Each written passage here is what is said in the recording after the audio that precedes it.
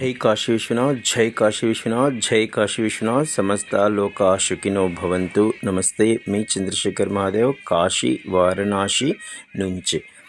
కాశీ సంపూర్ణ యాత్రా ఫలితం అనగా విశ్వేశ్వం మాధవం ధుండిం దండపాణిం చ భైరవం వందే కాశీం గుహాం గంగాం భవానీ మణికర్ణికాం అనే ఈ శ్లోకం ప్రకారం కాశీ మహానగరమునకు వచ్చిన పిదప మణికర్ణిక ఘాట్ వద్ద కాశీ గంగమ్మలో స్నానం చేయుట భూలోకంలో ఉన్న అన్ని మహాతీర్థములకెల్లా గొప్పది మణికర్ణికా తీర్థం.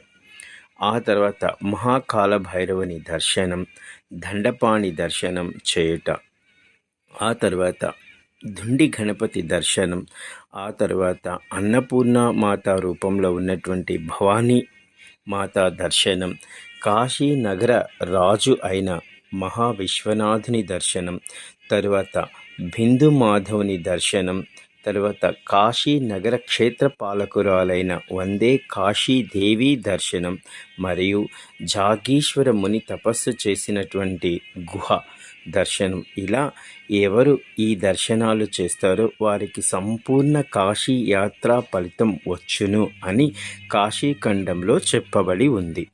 జై కాశీ విశ్వనాథ్, జై కాశీ విశ్వనాథ్, జై కాశీ విశ్వనాథ్. సమస్త లోకా సుఖినో భవంతు. నమస్తే, మీ చంద్రశేఖర్ మహాదేవ్, కాశీ వారణాసి నుంచి.